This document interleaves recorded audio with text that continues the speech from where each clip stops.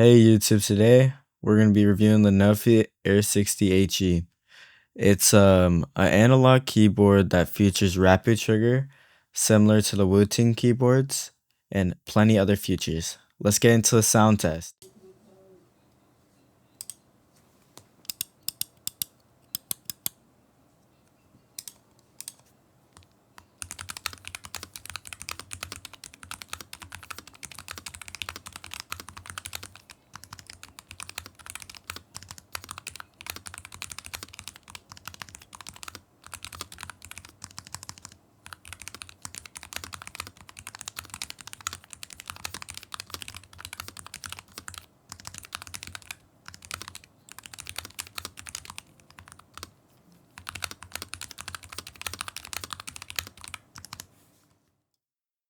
Alright, now that the sound test is over, let's check out the software. So this software lets you set up things like dynamic keystroke, which is 4 different actions on a single key. So I wanted to, I could set Q and F to like it's like a macro. So I could set Q and F to do the exact same thing. So if I press Q, I press F and Q at the exact same time. Mod tap allows 2 different actions on a single key based on press behavior. So if you hold down the key, it's gonna do something else rather than if you tap it quick. And like so there's gonna be 2 actions on a single key. And then toggle key is locking an action between its on and off state by tapping the key. So it's like holding it down for you is what I'm guessing it is. I'm pretty sure that's what it means. So rapid shift monitors the 2 selected keys and activates whichever key pressed down further. Okay, so it means if you press down your A further than your D, it's going to activate the A rather than the D. But who really cares about all that? All we really care about is SOCD and hypertap. So SOCD, so it's pretty broken for games like CS2 and Valorant, but mostly on CS2 because it lets you counter strafe a lot easier. Well, it literally is like counter strafe cheats, so they banned it in CS2's official servers. I'm not sure if it's banned on Faceit yet though. Y'all could go over there and look it up and figure out if it is or not. But honestly, I wouldn't use it. And that's why it's on my first preset and rather than my second one. I like using my second preset because I don't have anything on there really. So if I press my A key and then I press my D key and my A is still a little bit actuated, it's not fully unactuated yet, it will prioritize pressing the D key first. So that's the way I have it set up. You can also set up a couple different ways where there's no priority, but I don't know why you'd have it on if there's no priority.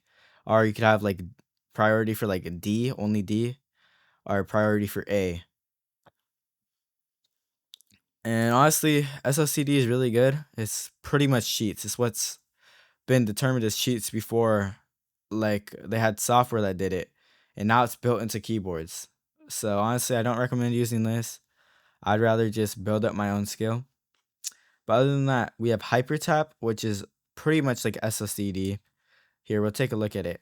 So look, we have two-way binding. So I'm pretty sure as soon as I let go of the S, it takes this long to reset. It's kind of like rapid trigger too, though. Not exactly sure how this one works, but it says trigger settings. If you want to set the rapid trigger actuation point for these 2 buttons, you can go to the rapid trigger setting. Okay, never mind. Wrong thing. It's not like a rapid trigger, apparently. Bind 2 keys on the keyboard together and decide how they trigger based on your settings. You can choose between 2 trigger methods. 2-way binding. 2 triggers are bound to each other, and the one keys reset while automatic. Oh! Okay, so this is a little bit different. So if I let go of the S, it will automatically press W. This makes so much more sense, but honestly, I think it might be worse than SOCD. So you see over here, we got all of this stuff. So if I press Q on my keyboard right now, like I'm about to do, it shows me how much pressure I am putting down on the key. So you see, I'm going to press it like halfway. See, it shows it going halfway. And you can also set your actuation points. Honestly, I have mine set for W and S at 40 because I like to lay my fingers a little bit too hard on the keys. So I'd say I would honestly wouldn't set it to 0.10 because then you can't lay your fingers really at all on it. And then you see I have my rapid trigger set up for WSAD. I think I have it all set up for every single one except for space and shift. That is because I don't see it as a priority. Like you don't need it on space or shift. You also don't want it to mess up with your like if you're trying to shift walk, you don't want it to accidentally skip. You know what I'm saying? Because what rapid trigger does is if I'm pressing, so say I press this, I press W, and then I let go just a little bit. So I would set for the deactivate at 0.20 millimeters or 0.2 millimeters. Same as the activate and deactivate. Okay, so if I deactivate the switch even 0.20 or 2 millimeters, then the switch completely deactivates. So that's why I have it set for 0.20 because if I put it at 0.1, it's very, very easy to mess up that activation and deactivation. So I accidentally press it and accidentally release the slightest amount, it will deactivate the whole thing. I have to wait again. So I like to use that at 0.20 millimeters. Honestly, the actuation point setup doesn't really matter. All this stuff doesn't really matter. But you're definitely here for the rapid trigger. And then also on this keyboard, you can set dead zones. So say, oh, I want the dead zone to be 0.40 millimeters. Then it'll shoot, and then it'll like mess my actuation and go all the way up. And the thing will only activate at 0.50. I would only set this up if you have like some weird problems with the keyboard where it's always activated a little bit or something. Then you can change the dead zone just a little bit. But other than that, I wouldn't mess with it. So this keyboard also has other nice features like actual macro recording, similar to the I think it was mod tap and dynamic keystroke that we just looked at. And then also has a backlight.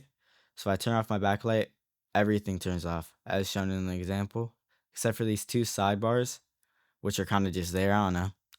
I think it looks pretty good, even with just like the stock keycaps and everything. They kind of shine through a little bit. I'll put a picture on screen of what I'm talking about. And then look, you can change the side light. I think you can change to whatever color you want. Yeah, yeah. Okay, yeah, I see the side light changing right now. Um, and then look, you can lock windows for different modes. So see, you know how like you press Windows accidentally? You can lock Windows on a certain mode and then reactivate it just for a Windows mode. And then you can put on gaming optimization, eliminate the contact unevenness resulting from errors introduced during manufacturing, which is kind of really nothing. But see, you can change your polling rate, goes all the way up to 8,000 hertz polling rate. I think that's what it came on stock. And then you also have tachyon mode, similar to the Wuting 60HE keyboard.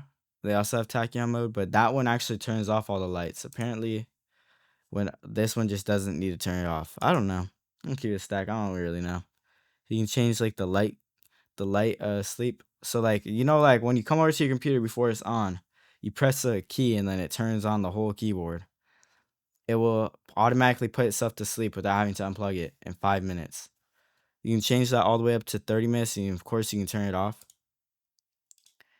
Honestly, it's a really good keyboard. I just think some of you guys might need to watch a couple videos on how to set it up completely because I was very confused. I really didn't know why my W would deactivate middle of the match, like just walking. But I realized honestly it's just because I'm releasing just the slightest amount. Like look, and then I release. What the fuck? Look, I release just a little bit, and that deactivated the whole thing. So it is better than having to wait for it to completely go away. But at the exact same time, it might be a little bit worse depending on your whole situation and how you actually play, etc. But honestly, I think this is a pretty good keyboard. I'm gonna start daily driving it. I put it to the test in CS2. I'll put up some clips of that on screen. Or I'll let y'all watch a whole ass montage or something. I don't know. But other than that, I guess that's the end of this other review. Actually, what? I'll show you M2. So I have my keyboard set to M2. I put CS2, etc. because I don't have anything else set up. And you see I put my Windows. Always put this shit all the way to the max. If you don't, then if you accidentally click it, like barely even touch it, it will easily go in. There's two switches that you can also get on this keyboard. which are Gator and low profile magnetic jade, and then they're the Jade Pros. Honestly, I think this might be the best low profile keyboard on the market, and also one of the best 60%. Um, yeah. Honestly, I think we're gonna start phasing out mechanical keyboards. Let's be honest. They're they're honestly out of date, and analog is starting to become the new norm and standard. Just because there's so many analog keyboards coming out, some are even very affordable and cheap too. So actually, let's go look at the CS2 gameplay. I'm gonna stop rambling. Come on.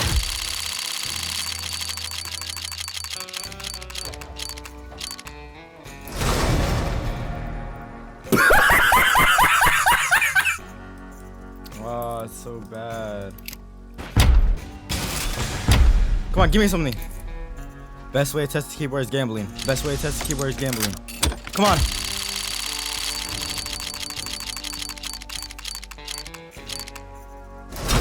Fuck! Bad keyboard, dude. Well.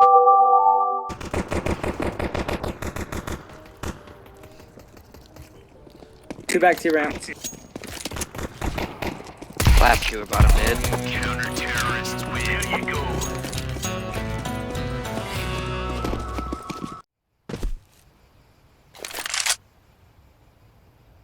One was banana, so it come from behind you.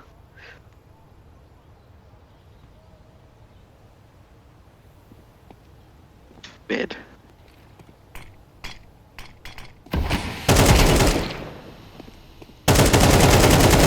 Counter-terrorists, where we're really laying into them. Fuck that, bro. Mid. Shit on.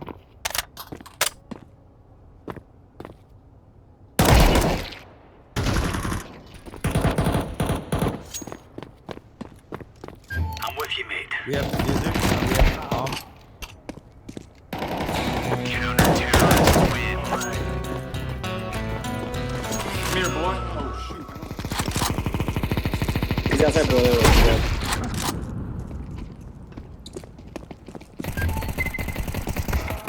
Wow. 1500.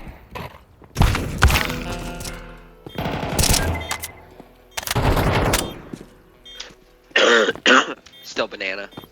Banana's pushing up. Bro. Terrorists, win.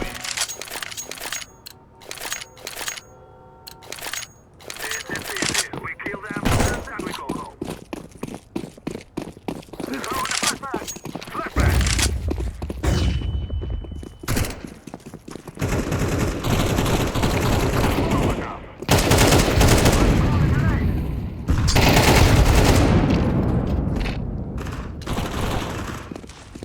I know we can.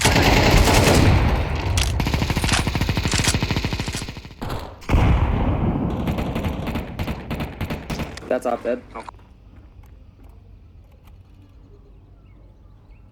Let's go A. One mid. Watch out, Orange. He's behind you. They're coming in both. I'm gonna plan B. Alright, nice. Good GG's. shit, boys. It is over. Alright, let's go into the pros and the cons. Pros. And then cons on the other side. Okay, so one pro. Let's for 140 or 120 to $140, it's pretty good. It's a really good keyboard. So let's just say priced fairly.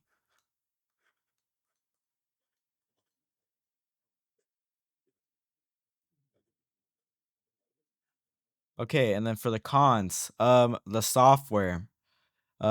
Honestly, people like in the future, if the website gets taken down, you literally don't have software. So potential risk for software to be taken down. So I'll just put software, and plus the software is pretty hard to use. It's not completely user friendly. There's not too many things on YouTube. You can find a bunch of like tutorials. You can find a couple, but like honestly, let's be fair. Okay, another pro. I think the low profile design. Yeah. Low profile. Honestly, thinking of cons, I don't really have that much. Oh, the case is a little flexible. Let's say that. Flexible. Flexible case. Pros. Keycaps are good. Good keycaps. Technical difficulty.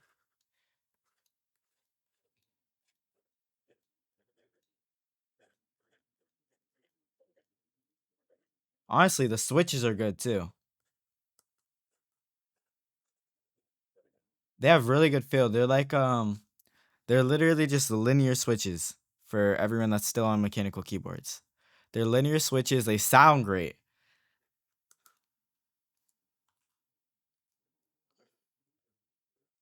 So it sounds great. More cons. Shit. Honestly, I don't know. They add like a bunch of padding. Oh. Angled. You have to have an angled cable.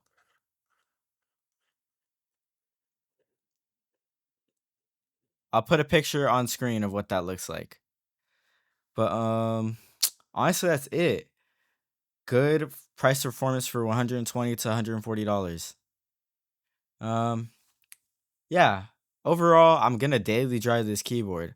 So overall, I probably give it like well, to be honest, like if we're gonna do like a fucking pizza review type of thing, 8.5, 8.5, 8.5 or 9. I'm gonna be honest. 8 point. So let's go in the middle, 8.7.